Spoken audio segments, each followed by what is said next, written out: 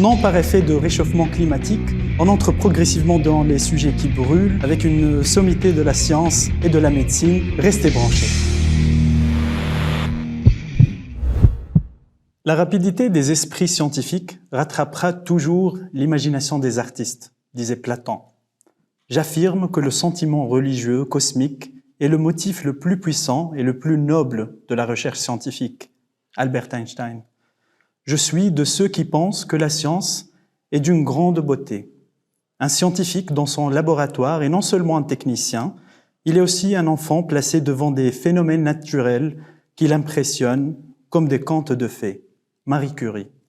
Artiste, scientifique, médecin, chercheur, château ambulant de la réanimation tunisienne, diplômé de la faculté de médecine de Sousse en 83, diplômé en spécialité en Tunisie, diplôme universitaire français en médecine intensive, a suivi sa formation spécifique en recherche clinique à Créteil, professeur en médecine intensive à la faculté de médecine Habib Bourguiba de Monastir, ancien chef de service de l'unité de réanimation médicale, le CHU Fatouma Bourguiba à Monastir, directeur du laboratoire de recherche cardiopulmonaire en médecine intensive et toxicologie. Professeur Fekri Abrouk, vous nous faites honneur et plaisir.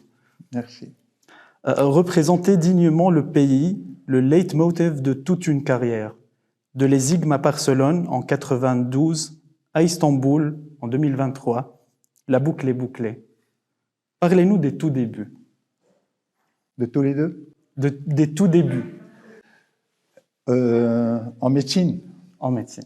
Ouais. Alors, le tout début, vous l'avez cité, donc moi je suis diplômé de la faculté de médecine de Sousse. Je l'ai intégré en 1976 et j'ai eu mon diplôme en 1983. J'ai commencé mon résidanat. Et alors moi, j'avais vocation à faire de la réanimation médicale. Je l'expliquerai un peu plus ce soir, mais depuis le milieu de mes études médicales, je suis tombé amoureux de la réanimation médicale et je voulais faire réanimation médicale. La prophétie et peut-être le conseil d'un de mes enseignants à l'époque, c'était d'aller à Henri Mandor à Créteil, dans l'école du professeur Maurice Rapin, feu Maurice Rapin. Et donc, j'ai pu réaliser ce rêve puisque en 84, j'ai atterri dans le service de réanimation médicale du professeur Maurice Rapin à l'hôpital Henri Mandor. Alors, c'est là où j'ai attrapé, entre guillemets, le virus de la recherche, parce que c'est le temple de la recherche dans le domaine de la réanimation. Et donc, je suis tombé dans une équipe qui a su me communiquer ce virus-là. Parce que je pense que la recherche, en fait, la recherche médicale, c'est un peu élitiste. C'est un travail d'élite. Et donc, c'est pas, non, enfin, d'un côté, pas donné à tout le monde, mais de l'autre côté, il faut être féru de recherche et il faut avoir ces valeurs-là pour faire la recherche, parce que ça demande beaucoup d'efforts, ça demande beaucoup de curiosité. Et puis maintenant, on parle de médecine translationnelle, donc il faut passer de la curiosité à la pratique et donc entamer les travaux de recherche. C'est un peu ça, c'est un peu comme ça que j'ai commencé. Alors, de retour en Tunisie, moi, j'ai été nommé assistant à la faculté de médecine de Monastir, comme vous l'avez dit. Et voilà, assez rapidement, le bagage en méthodologie que j'ai acquis durant mon séjour à Créteil, qui a duré 3 ans, j'ai pu l'appliquer en Tunisie sur des pathologies du cru. Alors, vous avez certainement vu un peu dans mon CV, on sait avec l'équipe, parce que la recherche est un travail d'équipe également, donc on s'est attaqué à la recherche dans l'envenimation scorpionique. L'envenimation scorpionique en 1987, c'était classé comme fléau de santé publique. Donc il y avait un problème de santé publique Et c'était à l'origine d'une mortalité relativement importante, mais surtout que l'on peut qualifier d'indue. C'est une mortalité qui n'avait pas lieu d'être, hein. C'est pas forcément le cas des accidents de la voie publique, non. L'envenimation scorpionique ne devrait pas tuer, même si c'est une pathologie accidentelle. On est maintenant outillé de tout le savoir pour traiter ce genre de patients. Et donc, voilà, donc c'est un peu ce à quoi on s'est attaché, de démontrer, démonter le mécanisme de l'envenimation, la forme grave, le pourquoi, l'abord thérapeutique, des essais thérapeutiques, avec des publications dans des revues très prestigieuses, le Lancet.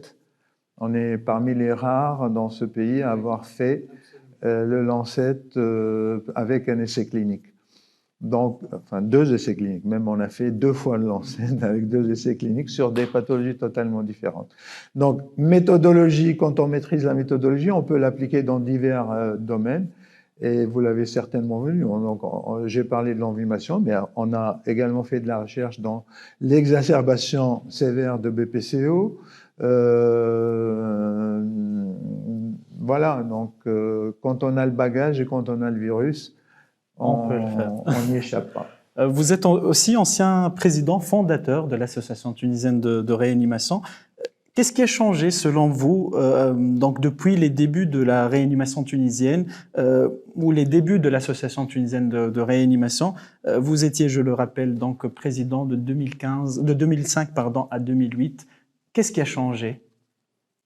Beaucoup a changé. Alors, beaucoup de choses. Entre le premier congrès et le congrès de ce soir, enfin de ces 3 derniers jours, il y a eu beaucoup d'eau à couler sous les ponts. Et moi j'ai une photo que je vais montrer tout à l'heure, mais où je montrais la présence des réanimateurs et de leurs amis lors du premier congrès, et c'était quasi confidentiel.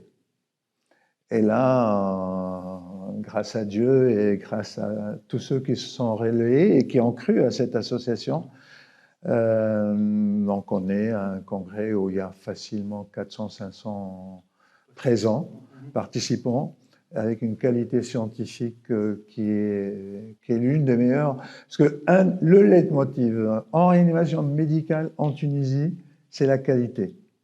Parce que on est rapidement battu en termes de nombre, mais en termes de qualité, on a toujours misé sur ça. Donc sur l'exercice, sur la formation et sur la recherche et publication. On se classe parmi les meilleurs dans le pays. Vous étiez aussi président ou vice-président de la Société de réanimation en langue française, je le rappelle, la Société francophone de réanimation. Comment peut-on aller aussi loin? Quelle est la formule magique selon vous? Il n'y a pas de formule magique. Moi, je crois que le travail paie. Alors là accéder à des instances comme le conseil d'administration, bon, c'est souvent une question. Il y a les amitiés, mais il y a aussi la notoriété. Exactement. Et donc, voilà, il faut commencer par travailler dans son coin, et puis se positionner parmi les leaders dans le domaine, dans le pays, et puis après, les choses finissent par se savoir, et puis comme on va régulièrement, moi j'ai pas raté un seul congrès de la SRLF depuis 1984 jusqu'il y a 2 ans, donc à la retraite. Donc on y va tous les ans, et je suis pas le seul à faire ça, hein. Tous les réanimateurs médicaux depuis même la présidente actuelle, elle a été résidente et elle y allait tout le temps, hein. C'était un pèlerinage quasi nécessaire, un rendez-vous que l'on ne devait pas manquer tous les ans, en fin d'année ou en début d'année, ça dépendait des saisons pour la SRLF, mais c'était nécessaire. Alors comment moi j'ai pu accéder au conseil d'administration? Ben,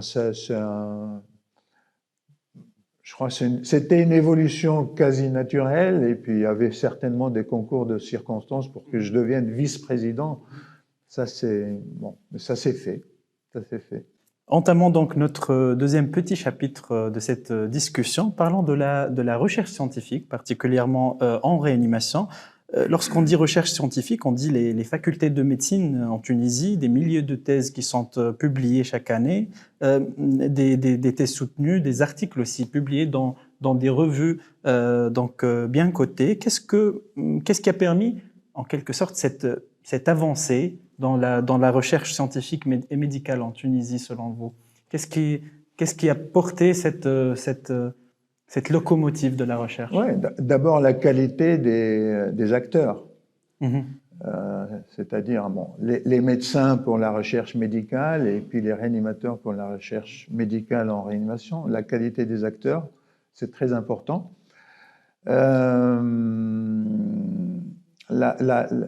L'environnement, alors les acteurs de la recherche médicale en Tunisie, c'est le plus souvent des hospitalo-universitaires. Et quand on est hospitalo-universitaire, on a une triple casquette. On soigne les malades, on enseigne à la faculté et on a une obligation quasiment de recherche. On a une obligation parce que la promotion académique est toujours subordonnée à la production scientifique. Donc on est obligé de faire ça. Chacun doit la faire dans le domaine de prédilection. Et alors la recherche qui marche très bien en Tunisie, c'est la recherche clinique. Parce que donc il faut faire preuve de curiosité scientifique, se poser les bonnes questions quasiment quotidiennement lorsqu'on fait la visite. Est-ce que le malade dont je m'occupe bénéficie des dernières nouveautés en termes de connaissances scientifiques? Est-ce que je traite de façon up-to-date? Parce que c'est ça la relation médecin-malade. Donc, c'est d'administrer des soins conformes aux normes actuelles de la science. Et dans actuel, on doit tenir compte de l'évolution des connaissances. On ne soignait pas le SDRA de la même façon que maintenant. Il y a à sa description par Rosbaud en 1967. Donc, un hôpital universitaire est un soignant et un enseignant à la faculté. Là aussi, le devoir par rapport aux étudiants dont on s'occupe, c'est de leur transmettre les connaissances les dernières connaissances, à jour. Et puis la recherche, là aussi, je disais que la promotion était subordonnée à la recherche. Et même sans promotion, même quand on a atteint la motivation, moi j'ai été professeur en médecine en 2000 et je continue à publier en 2023. Donc il n'y a plus la motivation de la promotion académique, mais là aussi, donc on a ce virus-là qu'il est difficile de perdre en cours de route. Lors des congrès internationaux et en particulier francophones, européens, la Tunisie, elle est présente avec des travaux scientifiques, avec un résident qui peut-être, il est déjà initié à petits pas à cette recherche médicale, clinique en particulier. Doit-on, selon vous, intégrer encore plus la recherche scientifique comme un module d'apprentissage dès l'externat ou dans des phases différentes d'un cursus d'un jeune médecin? Ouais, moi je pense que le plus important à inculquer, c'est apprendre aux futurs médecins, donc pendant le cursus de la faculté, à lire de façon critique. Lire les articles, la production scientifique.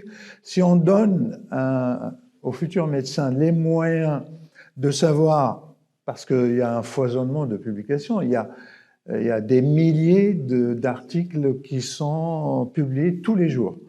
Alors, il faut apprendre à faire la part des choses, savoir ce qui est incontournable à lire et ce dont on peut se passer ou ce qui peut attendre. Et deux, quand on fait son choix et on se met à lire, il faut être critique, parce que, enfin, en termes d'evidence-based medicine, vous savez que toutes les publications amènent de la preuve scientifique, depuis le cas clinique jusqu'à l'essai clinique sur des milliers de malades. Tous ces articles-là, les études de cohorte, les cas témoins, etc., c'est de la preuve scientifique. Mais c'est pas le même niveau de preuve scientifique. Donc, la publication d'un cas, le sida, la publication sur le sida, c'était 2 ou 3 cas au départ. La publication d'un cas attire l'attention sur l'existence d'un fait. La cohorte elle consolide cette information. Les cas témoins suggèrent des associations. Et la démonstration de l'efficacité d'un traitement, ou la démonstration, hein, ce qui fait que le traitement deviendra incontournable, et donc on est redevable par rapport aux patients, et même on peut être attaqué par la justice si on ne le fait pas, c'est l'essai clinique, c'est l'essai randomisé contrôlé qui est la seule à permettre de fournir la preuve de l'efficacité d'un traitement ou d'un mécanisme physiopathologique. Donc voilà, il faut savoir, il faut que l'étudiant qui vient soigner les malades en fin de cursus sache quoi lire, que lire, d'où avoir l'information, parce que maintenant vous avez des publications dites originales qui sont répertoriées dans PubMed, et vous avez par exemple des sources de données qui ont déjà traité l'information. C'est les sources qui donnent même des abstracts, hein, sur la publication. Donc il faut savoir quand lire l'article, quand chercher dans d'autres bibliothèques que les bibliothèques communes. Voilà. Donc il faut donner à l'étudiant les moyens de se former tout seul. Et donc, c'est important pour un jeune médecin, et c'est, à mon avis, vital pour un résident. Parce que le résidenat, c'est de l'auto-apprentissage.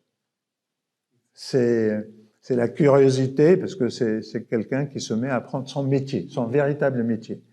Et donc, c'est de l'auto-apprentissage. Dans l'auto-apprentissage, il faut savoir d'où tirer l'information, comment juger l'information, et comment appliquer l'information. Qu'est-ce qu'on doit appliquer dès la lecture, le soir même, et qu'est-ce qui nécessite confirmation, et il faut attendre l'étude sur des milliers de malades ou sur centaines de malades, etc.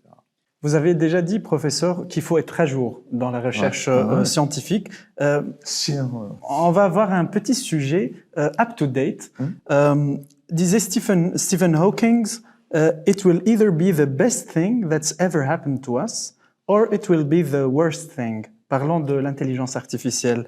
If we're not careful, it will may be the last thing. Donc, qui dit rédaction scientifique en 2023 dit certainement les modules d'intelligence artificielle, dit ChatGPT par exemple. L'intelligence artificielle, selon vous, dans la recherche scientifique, dans les articles scientifiques en particulier, is it a blessing or a curse? C'est comme le TNT et Nobel. Nobel a créé un outil qui devait servir à l'humanité, et puis l'humanité s'en est servie pour détruire l'humanité. Donc là aussi, hein, c'est un outil merveilleux, et tout dépendra de l'usage qu'on va faire de cette intelligence artificielle. Moi, juste à titre d'information, moi je lisais hier soir qu'il y a possibilité, par exemple dans des rédactions d'articles ou de thèses, on doit lire des fois des centaines, des milliers d'articles. Et dans chacun des articles, il y a peut-être un paragraphe ou 2 lignes qui peuvent être utiles. Et donc, il paraît que maintenant, on a des outils qui peuvent On les interroge. Alors, dites-moi sur la base de données qu'il a, hein, le nombre d'articles qui ont été introduits dans la base. Identifiez-moi les articles qui parlent du traitement par l'adrénaline dans l'asthme aigu grave. Voilà. Donc, on peut disposer de ces outils, ça peut nous aider. ChatGPT, apparemment, il est capable d'écrire même des articles. Alors, le revers de la médaille, c'est qu'on peut avoir des usines de production d'articles tout prêts. Il paraît que c'est déjà un véritable problème. Et il y a des articles qui sont prêts à la vente. Et bon, alors ça, c'est le risque. Hein, donc ça va contaminer énormément la littérature scientifique. Et il faut savoir faire le tri entre ce qui est utile, ce qui est inutile, et ce qui est faux. Et bon.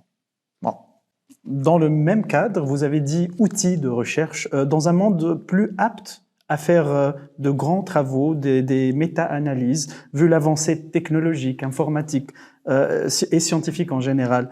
Comment peut-on améliorer nos travaux scientifiques en qualité et en quantité, selon vous? Alors la quantité, moi je plaide pour la qualité. Moi j'ai une présentation où je fais une bibliométrie sur la recherche médicale tunisienne. Et je dis qu'en Tunisie, on dispose d'un outil d'une inestimable valeur, qui est la Tunisie médicale. La Tunisie médicale, c'est un journal qui a été créé en 1903, qui est indexé dans les plus grandes bases de données, PubMed, etc. Et donc, c'est un outil qui devrait permettre à la recherche tunisienne d'être très bien exposée. Alors, si on ne fait pas attention à la qualité de ce qu'on met dans la revue, elle peut nous jouer un mauvais rôle. Et j'explique comment, parce que maintenant, les gens s'intéressent pas seulement au nombre de publications, mais à l'impact des publications sur la science. Et comme on mesure l'impact d'un journal par un indicateur qui est l'impact factor, on peut mesurer l'impact d'une publication ou d'une recherche par le taux de citation. Une recherche, elle est importante. Si elle est importante, tout le monde va la lire et la citer dans chaque fois qu'on écrira un article sur le sujet. Et donc, si on fait de la publication sans faire attention à la qualité, on peut d'un côté avoir un nombre très important, et d'ailleurs la Tunisie, dans la recherche clinique, est assez bien classée en termes de nombre de publications. On doit être deuxième ou troisième en Afrique, après l'Afrique du Sud, et peut-être même devant le Nigeria. Mais en termes de qualité, la qualité de la publication, qui est, je vous l'ai dit, donc mesurée par le nombre de citations, on n'est pas très bien classé. On se retrouve, alors, à l'échelle mondiale, en termes de nombre de publications, quand j'ai fait cette recherche-là, bibliométrique, on était dans les 50e, 45e mondial. Et quand on parle d'impact, de qualité, on se retrouve à 102. La publication, ça doit commencer par une véritable question de recherche. Après, alors moi je plaiderais pour la recherche collégiale. Je plaiderais pour la création d'un réseau national de recherche en réanimation qui devrait aller au-delà du national, même maghrébin, voire africain, parce que ce n'est que comme ça qu'on peut avancer. Ce qu'on peut faire tout seul en 10 ans, on peut le faire à 10 en 1 an. Donc, il est important, d'avoir les bonnes idées, mais les idées Je vous ai dit, on a des pathologies un peu spécifiques, on a nos spécificités, donc on peut les avoir, les idées, si on a envie de faire de la recherche. Mais après, il faut se donner les outils de faire de la recherche de qualité avec une puissance qui est importante. Et cette puissance vient du nombre de malades inclus. Et le nombre d'inclusions dépend des services qui participent et donc de l'existence ou non de réseaux collaboratifs. Donc, une recherche, on doit la faire, mais on doit la faire dans les règles de l'art, selon vous. Quelques conseils pour un jeune chercheur, réanimateur, selon vous, pour terminer sur une belle note? Quelques conseils? Quelques conseils. Alors, moi je dis d'abord que la recherche n'est pas... Faire de la recherche et faire de la publication n'est pas obligatoire pour tout le monde. Mais ceux qui s'y mettent doivent se donner les moyens de faire les choses proprement. Et proprement, c'est d'abord respecter l'éthique médicale et puis l'éthique de la recherche. Alors l'éthique de la recherche, là, il y a une grande souffrance dans beaucoup de pays, la Chine notamment, mais la Tunisie commence à être contaminée, comme tout le monde. Le grand problème, c'est ce qu'on appelle les scientific misconduct. C'est les méconduites scientifiques, c'est le plagiat, c'est le vol des idées. Exactement. C'est le traficotage d'une photo, l'amplification la création de résultats, la multiplication des cas alors qu'on n'en a pas assez. Voilà. Donc, quand on évitera tout ça, et quand on est dans l'intégrité scientifique et l'intégrité de la recherche, je pense que c'est la base. Après, quand on est bien élevé, on arrive à tout. Donc voilà, moi je dirais avoir de l'éthique, et puis la curiosité. Si en plus on a cette culture de recherche, et ben je pense qu'on peut arriver à aller très loin. Merci beaucoup, merci infiniment, professeur. C'est toujours un plaisir, c'est toujours un honneur d'avoir... C'est un plaisir partagé. Je voulais vous féliciter pour la création de cette radio.